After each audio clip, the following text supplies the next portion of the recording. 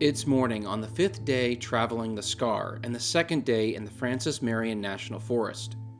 The early morning fog is beginning to burn off, and we're getting the first real look at our beautiful campsite since arriving in the dark. Well, good morning. I'm being kind of quiet because Beav is still asleep there, but Brian's awake, I'm awake, and it was a pretty good night.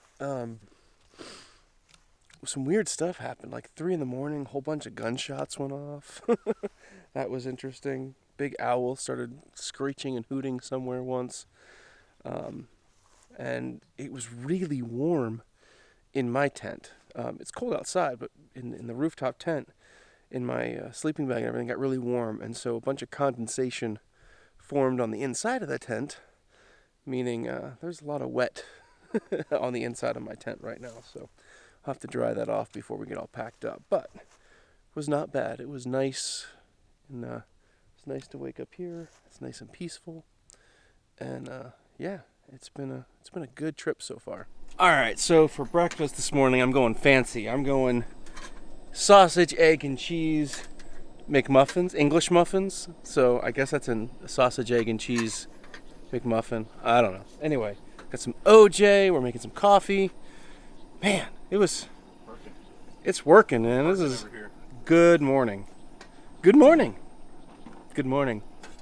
How you doing? Don't even lie. You know, that looks awesome. I can't wait to eat that. That's legit. Take that, McDonald's. You got nothing on me. You got a McMat. I like that. It's a McMat sandwich. You're welcome. After thoroughly cleaning up, we head out to continue along the Scar and explore more of the Francis Marion National Forest.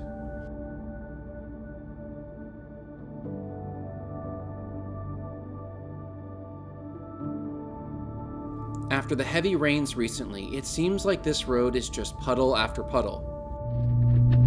We continue through the mud and not around it, trying to tread lightly. We don't want to push the trail out and create bypasses that shouldn't be there. You can see where others have gone around, pushing the trail out where it shouldn't be. Eventually those bypasses will need bypasses, and even more and more of the area off the trail will be destroyed. But it's not long before we hit a huge mud hole, at least for us, that makes us stop and evaluate our situation. So we've been driving on this road, and there's been some mud holes, and now there's a pit. And we're gonna check it out because, quite frankly, this might be too much. This thing is, oh my gosh. There's not even like a real good way around it. I mean, you guess you could go around it. Yeah, so this is deep.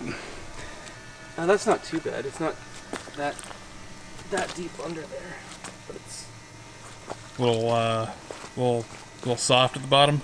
It's not that soft, so that's okay. How deep is this? How about, yeah, that trench over there on the side? Oh, that's gross. That's not too bad. I'm actually really thinking he's going to get stuck. And there's not going to be an easy way to get him out of this. That's gross. And it's so, like, I don't know if I can get in here. That's not terrible, but look how deep that is. That's just the side, and then it goes down even further from there. And then after that mud hole, there's that mud hole. No idea how deep that is either. So, all right, here we go. Let's see if Beef can do this.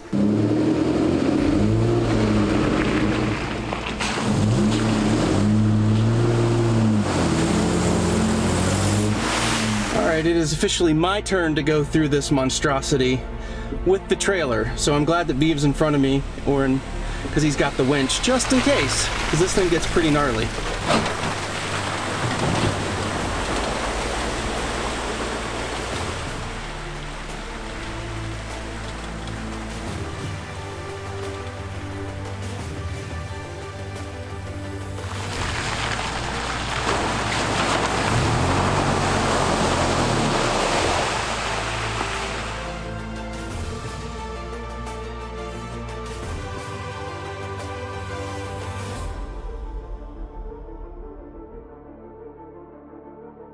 Shortly after, we arrive at our first historical detour of the trip, the Historic Hampton Rice Plantation.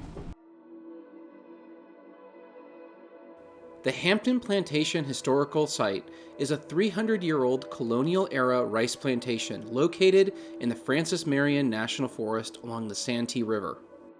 These are the kind of places I like seeing, these old historical sites, learn some of the history and all that kind of stuff. So pretty stoked we stopped here. I'm looking forward to it. Also, we asked the park ranger where there's some good dispersed camping, which is always a wise tip because they want you to be in places you're supposed to be and they know all the good spots. So if you ever have the chance to ask a park ranger where to camp, do it. Check out the size of these oak trees. They are huge. There is a huge oak tree in South Carolina down in Charleston, which is close to where we are, called the angel tree, the angel oak, which is a very famous spot here. But these trees they're not nearly that big, but they're really big. I've been informed by Brian that this is a magnolia tree.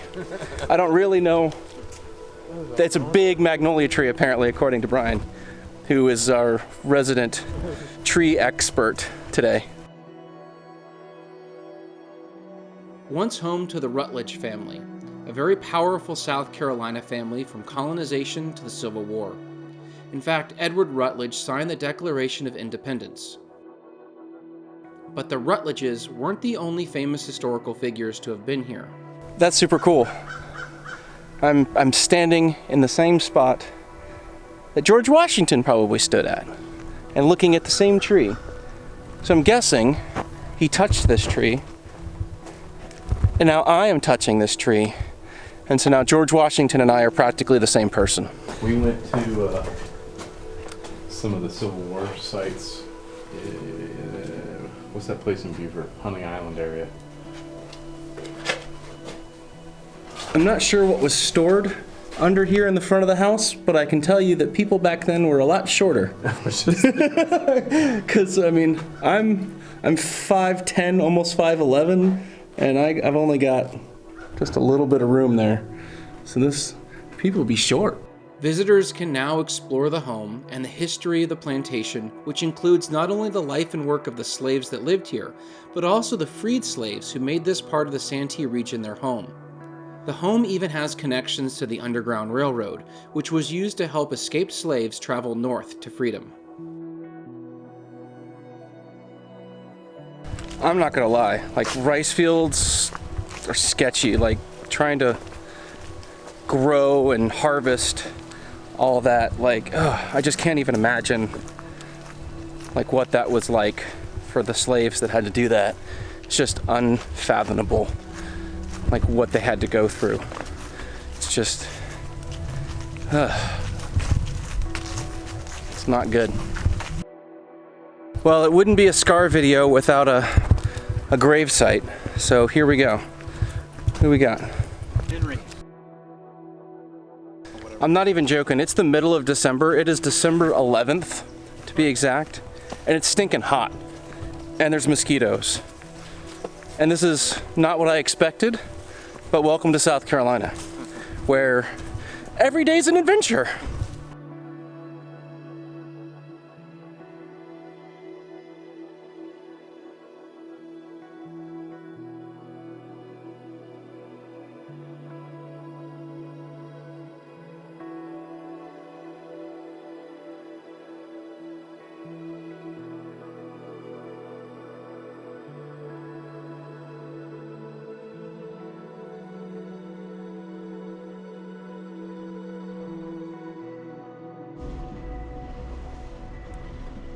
We headed back out on the Scar, scouting for campsites for tonight based on the park ranger's recommendation.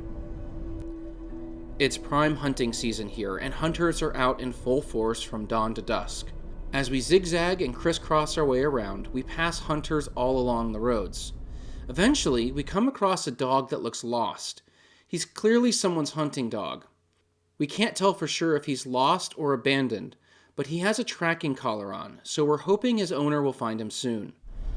Yeah, I mean, you can try, see if you can get if he's got a collar or the phone number. We tried several times to get close enough to see the collar, but the dog, while he didn't want to get too far from our vehicles, was too nervous to let us get very close. What's up, buddy? Come here, buddy. Come here. Come here.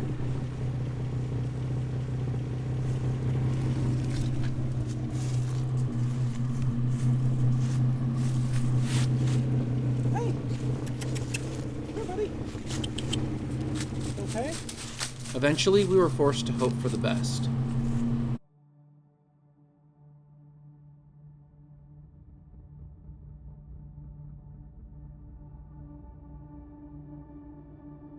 A lot of the exploration that we are doing as we drive through all these back roads and stuff is looking for campsites and marking potential campsites.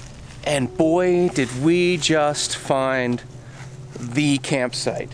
Check this out. There's the fire pit there, but it is right on the river. I mean, this is pretty epic, pretty awesome.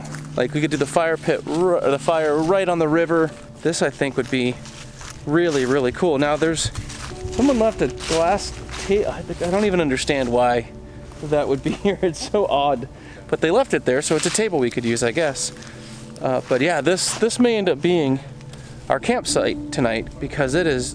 I just can't imagine finding a better one at this point. This is beautiful. We absolutely loved that campsite, and we marked it on our Gaia maps. But it's still a little early, so we're gonna go keep exploring, and then if we don't find anything better, which we probably won't, then the game plan is to come back here and make camp in a couple of hours. So I'm super excited about that site if it stays open. We haven't seen anyone else camping, with the exception of all the hikers that were camping along the Palmetto Trail. So we haven't seen anyone else camping anywhere. We've just seen a bunch of hunters and things like that. So we're relatively certain that the site will be open. We head back out, hoping this site will still be available later this evening when we need it.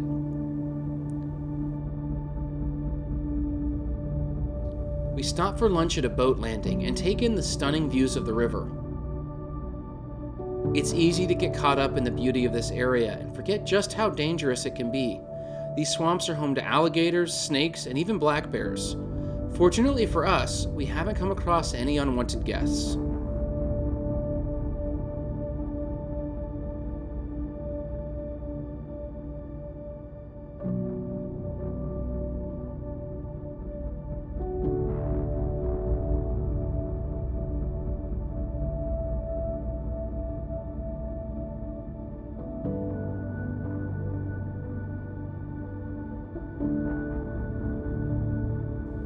By mid-afternoon, we've explored as much of the forest as we can manage for the day and decide to head back to our marked campsite, hoping we haven't lost it.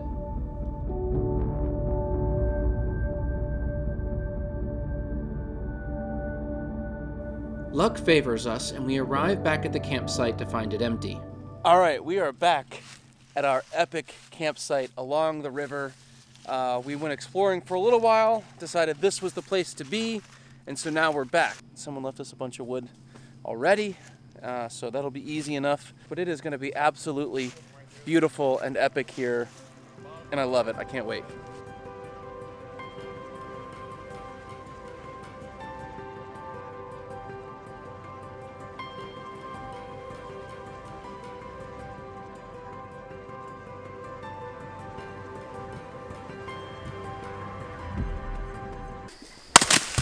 Oh!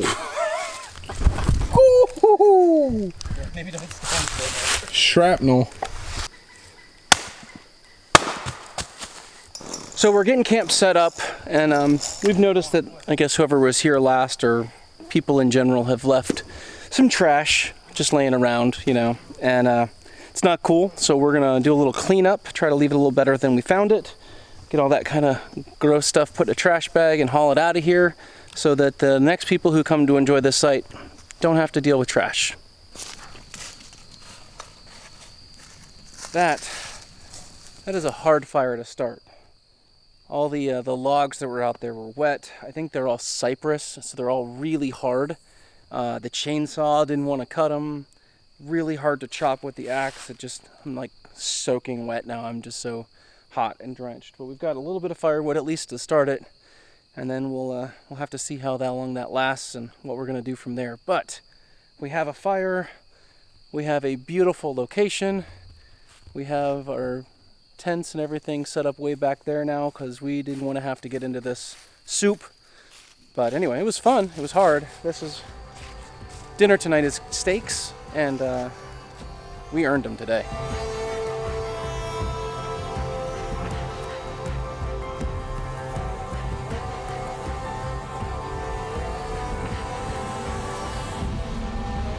With the fire finally going, we spend some much-needed downtime joking and telling stories.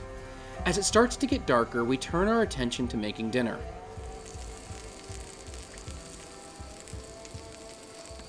Man, you got like fancy mac and cheese going. Well, you guys don't call me Chef Beef for no reason. You know Yeah, what we I'm do. saying? It's just Bob Evans. Like, it's nothing fancy. But Bob Evans is amazing, so. 70s camping gear like this. Dude, why do you have such old stuff? All of Brian's Everything. camping gear is from the 70s, and it's amazing. It's like It the still best works. stuff. It's great. Stainless. Look, he's got like the original Coleman light. Lantern.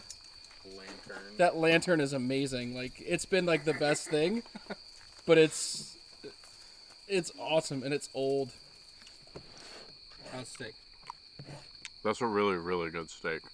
I don't know what you put on it or how you cooked it, but it tastes amazing. It's a combination. We'll both take credit. Okay. Whatever. Well, can we talk about my mac and cheese, though? Yeah. You know, it tastes just like the one I used to eat at Bob Evans. Yeah, well, I've got the recipe. He knows Bob. Sounds about right. We don't have a signal on our phones, and so we're unaware that an unexpected storm has built up and it's on its way. Join us next time as we deal with soaked gear, battle against the biggest obstacles yet, find an incredible part of history, and I accidentally end up solo on the Scar. If you like this video, please set up camp on the like button and subscribe for more videos. As always, God bless, and we'll see you on the trails.